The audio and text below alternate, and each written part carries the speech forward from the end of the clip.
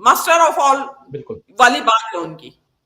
तो ये jack of all master of none है, तो वो चीज उनका चल रहा है। लेकिन ये मामला संभलेगा नहीं और देर सवेर लगेगा, लेकिन ये इसका बहुत बड़ा एक विस्फोट होगा राजीव। बिल्कुल। डॉक्टर प्रकाश, आपको लगता है कि एलआईसी और एसबीआई चर्चा में है और उसके बारे में लगातार की, क्योंकि इन दोनों ने, इसके अलावा भी कई कंपनियों के जरिए अदानी ग्रुप को फाइनेंशियली सपोर्ट दिया गया, यानी कि शेयर पैसे लगाए गए इन कंपनियों के। और ये ऐसी कंपनियां हैं जो आम जनता तक पहुंच है इनकी, यानी लगभग हर दूसरा या तीसरा आदमी देखिए जिसके पास कुछ ना कुछ एलआईसी का तो है ही, भले 50,000 रुपए का हो लेकिन है। और दूसरी तरफ एसबीआई में अकाउंट की बात भी है। तो ऐसे में एक बहुत बड़ा वर्ग चपेट में आ सकता है अगर अडानी की कंपनी डूब जाती है। अब यहां जो कांग्रेस वार कर रही है वो अडानी पे कर रही है। मुझे जो लगता है कि अगर इसको दूसरे ढंग से देखा जाए, मीनू जी के पास भी इस सवाल को मैं लेके आना चाहता था, लेकिन ये सवाल आप सबके बीच में है कि अगर इसको इस ढंग से देखा जाए कि कांग्रेस अगर एसबीआई, एलआईसी और ऐसी कंपनियों को बचाने की मुहिम छेड़े, अगर कुछ लोग ऐसी बात कह रहे हैं, इसलिए मैं कह रहा हूं, यहां पे रख रहा हूं आप लोगों के सामने, ये मुहिम छेड़े, क्योंकि अदानी को अगर वही जो शुरुआत में मैं बोल रहा था कि अदानी तीसरे नंबर से 22वें नंबर पे चले जाए या 200वें नंबर पर चले जाए, उससे हमको क्या लेना देना।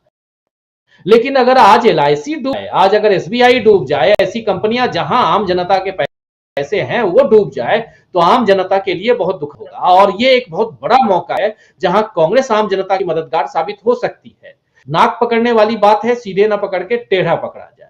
और इस पर आपकी प्रतिक्रिया चाहता हूं। और जो कुछ अभी तक चल रहा है सरकार की तरफ से भी और विपक्षी दलों की तरफ से भी, और लगभग पिछले 10-12 दिनों में क्या कुछ इस पर आप देख रहे हैं, और क्या ये एक जन मुद्दा बनने की तरफ जा रहा है? जैसे मीनू जी कह रही थी कि आज एक रिक्शा वाले को भी पता है कि अदानी का मामला चल रहा है, और ये 2+2 गुजराती प्लस गुजराती जो हैं, इन लोगों ने देश में जो कुछ भी मचाया हुआ है वो ठीक नहीं है।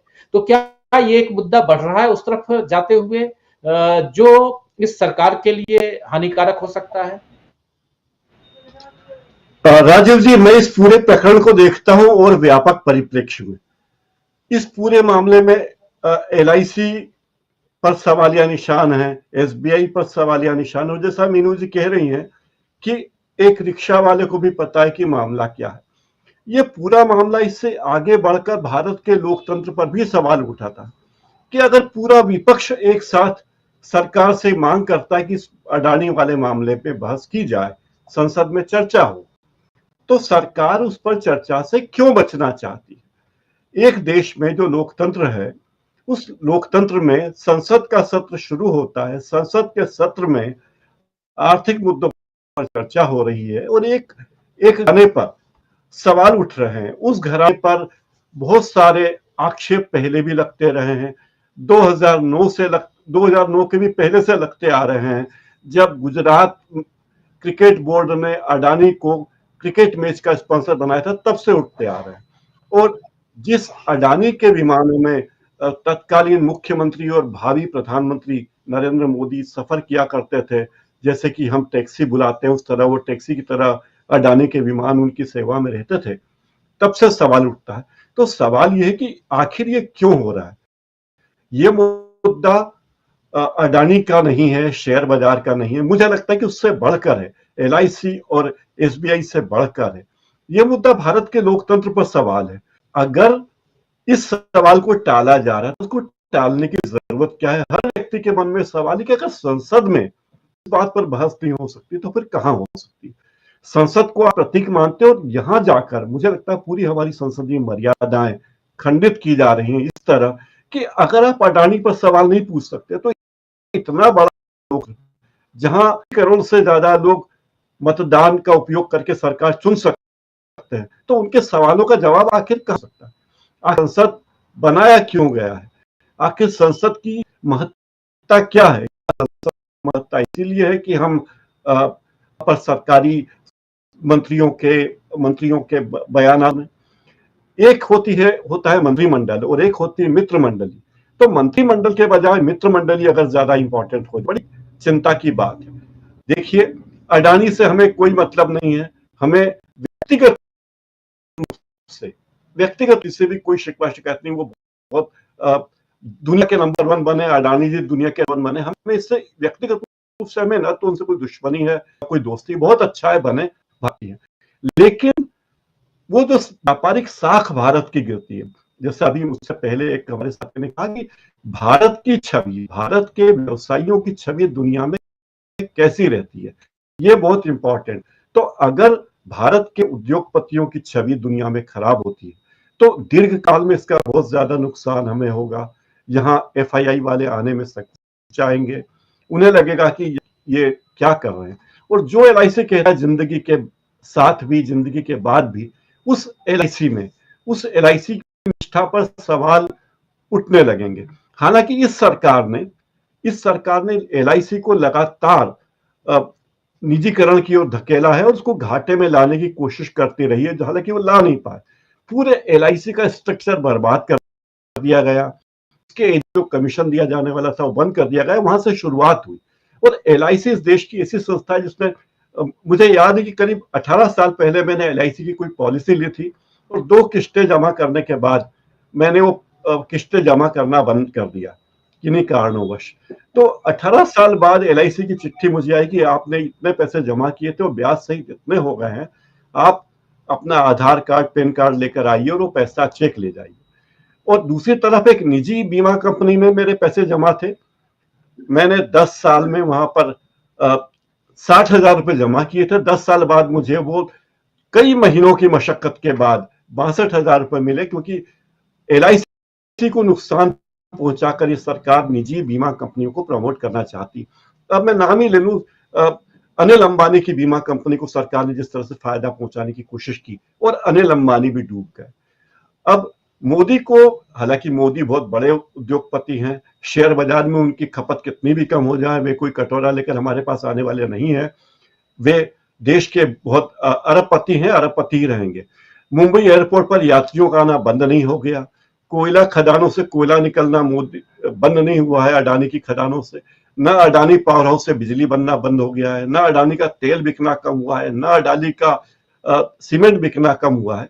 लेकिन अडानी की इज्जत को जो बट्टा लगा है और अडानी के साथ हमारे माननीय प्रधानमंत्री जी की इज्जत को बट्टा लगा, उसे देखते हुए, कम से कम उस इज्जत का ख्याल करते हुए संसद में अडानी मामले पर पूरी बहस, बेबाक बहस होनी चाहिए, ताकि लोगों को लगे कि ये उतना ही जरूरी है जितना कि अडानी के बारे में सरकार की स्पष्ट नीति होना, लोगों के मन में इस सरकार के प्रति विश्वास जगना कि हमारी सरकार उद्योगों को बढ़ावा देती है लेकिन कोई पक्षपात नहीं करती। सवाल उठता है कि जब मोदी जी चीन जाते हैं, ऑस्ट्रेलिया जाते हैं, जर्मनी जाते हैं, इजराइल जाते हैं, तो अपने विमान में पहले पत्रकारों को प्रधानमंत्री ले जाया करते थे, अब उद्योगपतियों को ले जाते हैं और हर बार गौतम अडानी अनिवार्य उनके साथ जाते हैं। तो ये लोगों को तब से शक है कि जो प्रधानमंत्री इस देश के को ले जाते थे वो कुछ उद्योगपतियों को वहां जा उन उद्योग बढ़ावा देने के लिए सरकार। हाइफा पोर्ट की बात की जाए, इसराइल के हाइफा पोर्ट को के लिए सरकार ने पूरी गारंटी दी है और हाइफा पोर्ट ले लिया। गुजरात इजराइल का दूसरा सबसे बड़ा पोर्ट है वो, और सामरिक दृष्टि से बड़ा महत्वपूर्ण है। और खास बात यह कि उस पोर्ट को बेताब था, खुशी है कि भारत की कंपनी ने ले लिया। लेकिन मुझे फिर सवाल, मेरे मन में सवाल है कि अडानी उस पोर्ट को क्यों ले? भारत सरकार के जो बंदरगाह है वो क्यों ना ले? अगर पेटीएम क्यों बढ़ता है, हमारा रुपए क्यों नहीं बढ़ता?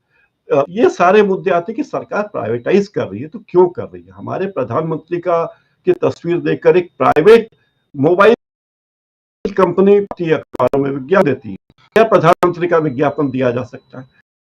तो ये सारी बातों से साबित लगा है मन में कि हमारे प्रधानमंत्री पक्षपात कर रहे हैं, इस देश में औद्योगिकरण को बढ़ावा देने के लिए नीति अपना रहे हैं और इसकी अपेक्षा इस देश का नागरिक नहीं करता। फिर अगला सवाल उठता है कि अगर किसी व्यक्ति को प्रधानमंत्री की इतनी श्रह मिली है तो किस कंपनी का, किस बैंक का चयन उस उद्योगपति से नाराजगी होना चाहेगा, कौन सा बंदरगाह प्रबंधक दुश्मनी लेना चाहेगा, कौन सी हमारी विमानों के संचालन करने वाली संस्था या विमानन मंत्रालय आपत्ति करना चाहेगा, जो लगातार अडानी जी के साथ प्रधानमंत्री को देखती है।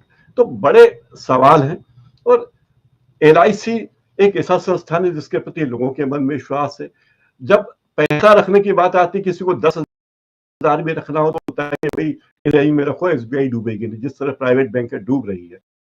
लेकिन सरकार वहां फिर पक्षपात करती है। प्राइवेट बैंक तो शहर में खाते खोल सकते हैं, ब्रांचेस खोल सकती है, लेकिन SBI को कहते हैं आप गांव में ब्रांच खोल, ताकि आप अकाउंट खोलना है और पेंशन बांटनी है। यानी मुनाफे के हमारी सरकार ने को दे रखे हैं। सरकारी संस्थान चाहे LIC हो, SBI हो या दूसरे बैंक हो, उनके पैरों में जंजीरें डाल दी। तो ये सब चीजों से लगता है कि इस देश की सरकार ठीक काम नहीं कर, जिनसे लोग जुड़े हुए हैं उनका हित नहीं हो रहा है, और यहाँ आकर सरकार के प्रति अविश्वास पैदा होता है, जो इस लोकतंत्र के लिए सबसे घातक है।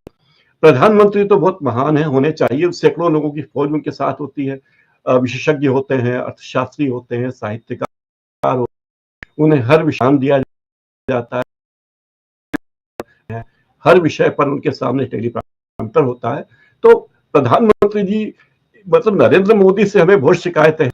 प्रधानमंत्री हमारे देश के हैं, हमारे मन में दुनिया में जाएं, बहुत इज्जत कमाए, लेकिन इस तरह इज्जत न कमाए ये लगे कि वे कुछ उद्योगपतियों के साथ, गलत लोगों के साथ हैं, एक खास धर्म के लोगों के साथ हैं। दूसरी बात, वे अपने मंत्रिमंडल के साथियों को भी सम्मान दे, विपक्ष को भी सम्मान दे। मित्र मंडली के बजाय मंत्रिमंडल हो कि उनके मन में ख्याल आए कि नोटबंदी कर दी जाए और बगैर वित्त मंत्रालय की अनुमति की नोटबंदी हो जाती है। तो ये सब चीजें वो मंत्रिमंडल पर विचार करें। सरकार मतलब मंत्रिमंडल होता है, एक व्यक्ति नहीं।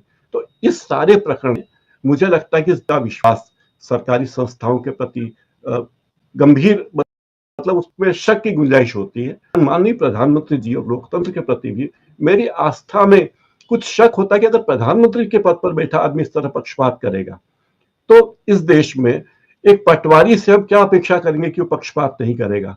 तो यहाँ आकर मुझे मैं बड़ा लो महसूस करता हूँ। राजू जी। जी बिल्कुल। और जब पक्षपात, दुना, विश्व गुरु, विश्व महामारी, क्या साख, ये सब बात आती है, तो राकेश अचल जी, अभी अभी आप लौट के आए हैं US से, और बात